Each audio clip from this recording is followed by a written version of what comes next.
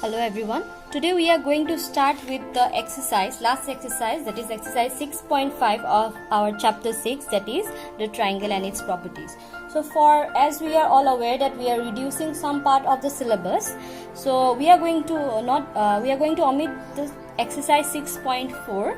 That is a simple thing that is not much required, so we are going to omit this. So I have excluded that part of the video, and so we'll not be doing 6.4, and that will not be required for your examination purpose.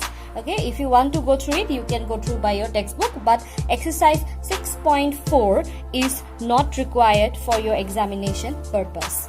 So we'll directly move on to exercise 6.5. So before moving on to exercise 6.5, we have to know about the Pythagoras property. So before you want to know about Pythagoras property, you have to know what is a right angled triangle. So all of you are already aware of the different types of triangles. Now let me give you a brief description about what is a right angle triangle, which is already known to you. So we know that a triangle is made up of three sides, three angles. So if any of the angle is 90 degree, then we say that it is a right angle triangle. So this be a right angle triangle, and I am suppose naming it as ABC. So this particular side is called the hypotenuse of the right angle triangle, and these two are called the legs of the triangle. So you have to know these are the important things here. Now what about the Pythagoras property that we want to know? What is the Pythagoras property? So I will explain you the thing, and also write the statement for you all. So here ABC is a right angle triangle. So according to the Pythagoras property, the square of the hypotenuse is equal to the square of the sum of the legs. Okay, so here I'll write down the statement for you all. So here comes our statement. According to the Pythagoras property, the square on the hypotenuse is equal to the sum of the squares on the legs. So if I consider this triangle ABC, this is the hypotenuse. So hypotenuse square is equal to the sum of the squares on the legs. So AB is one side and BC is another side. We square it up, and then we find out then this is the Pythagoras property. So we will be using basically this property in the different sums of this exercise. So let us get started with question number 1. What is given in question number 1? PQR is a right angled triangle, right angled at P. Okay, it's very important to read every point. If PQ equal to 10 cm and PR equal to 24 cm, find QR. So for our convenience, we'll draw the triangle. Please remember that you will be using scale and pencil for drawing any diagram that is required. I've just drawn it using the sketch pen so that it looks brighter in the video. So the name of the triangle is PQR. Okay, and it said it's right angle at P, means the right angle is at P, and so you can just continue PQR, name it. What are the things given again? It's given PQ, this is 10 cm, and PR, this side is 24 cm. I have to find QR. So is QR not the hypotenuse of this? So using the Pythagoras property, I can easily find out the remaining side. So let's write down what is given. Given in triangle PQR, angle P is equal to 90 degree, PQ equal to 10 cm, PR is equal to 24 cm. So here we know that PQR is a right angled triangle. So using Pythagoras property we'll be using here. Using Pythagoras property, we know that hypotenuse square, that is QR square, is equal to PQ square plus PR square. Let's put the values here. Leave QR square's value is unknown. PQ is 10 square plus 24 square. You have got the square and square root chapter, so you will be able to find the square of the numbers. 10 square means 10 into 10, that is equal to 100. 24 into 24 will give me 576. This implies QR square is equal to, if you add them, you get 676.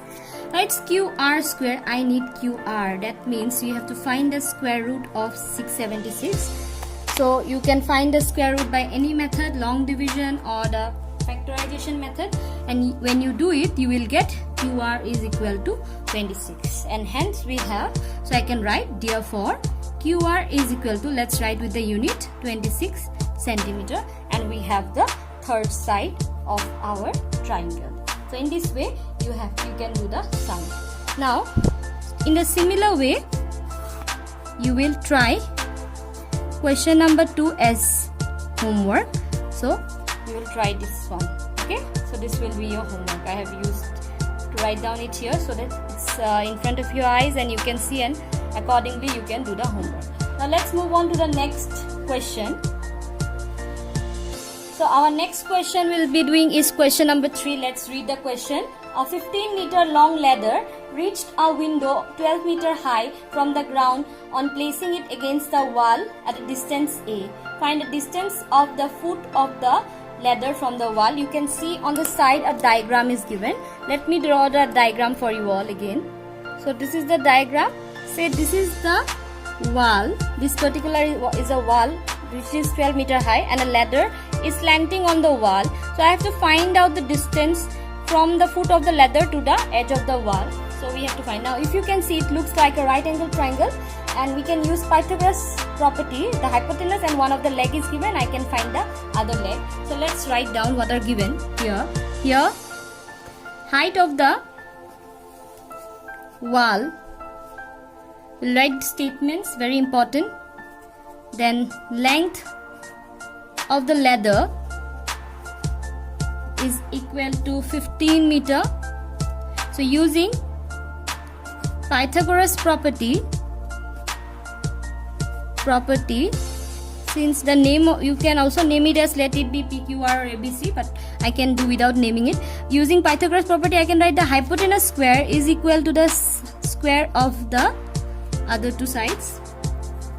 15 is 225, a square plus 12 is 144. I can take it to this side, equal to a square. 81 equal to a square. I can just shift it right this way. Yes, a is equal to square root of 81, right? So square root of 81, we know 9 square means 9 into 9 is 81. You will get 9 here when you find a square root. So I can write therefore, what is a? The distance, right? So distance of the foot of the ladder from the wall is equal to 9, and the unit was given as meter. So I'll write meter. If it's given as centimeter, it will be written as centimeter. So in this way, you will be doing the sum. Now let us move on to our next sum. Let's continue with question number 4. It's given, which of the following sides of can be the sides of a right angle triangle. So you can see in 1, 2 and 3 questions are given. I will solve one for you. So let's write down what is given. The sides centimeter, it's given 2.5 centimeter, 6.5 centimeter and 6 centimeter. Now we know the hypotenuse is the longest side. So it's randomly given which side it is not given. So if we consider any right angle triangle, suppose I am drawing this one for rough, okay. So 6.5 will obviously be the longest side. It's the measurement, so it will be the hypotenuse, and this can be either 2.5 and this can be 6, or vice versa. It can be any of them. Okay, so I have to find whether it is these 3 sides can be of a right angle triangle or not. So what I will do, I'll put this in the Pythagoras theorem. If left hand side and right hand side are equal, then I can say this can be the sides. Okay, so here what I can do, here using the Pythagoras property, okay, so you cannot take any one on the other side. Always take the longest side and the other 2 side as the, so 2.5 whole square plus 6 square is equal to 6.5 whole square. So let's try solving both sides. Okay, so here it will be 6.25 plus 36 is equal to 42.25 if you multiply this and see. So here please add this up, 42.25 and here 42.25. So you can see the left hand side and right hand side are equal. So since left hand side is equal to the right hand side, so what I can write that hence it satisfies the Pythagoras property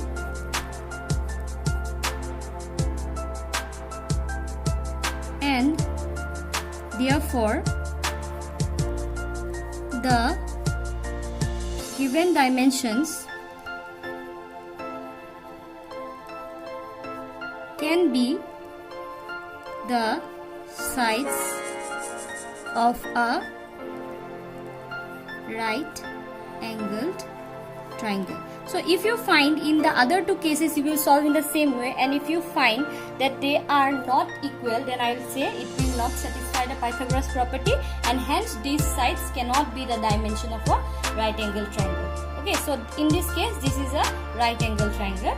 So in the same way all of you will try question number 4, 2 and 3. Okay, and that's all for today's video. We have few more sums in our exercise, so we'll be doing the remaining few sums in our next video. I hope this is helpful for you all. If you have any doubt, please let me know. Thank you everyone. Have a nice day ahead.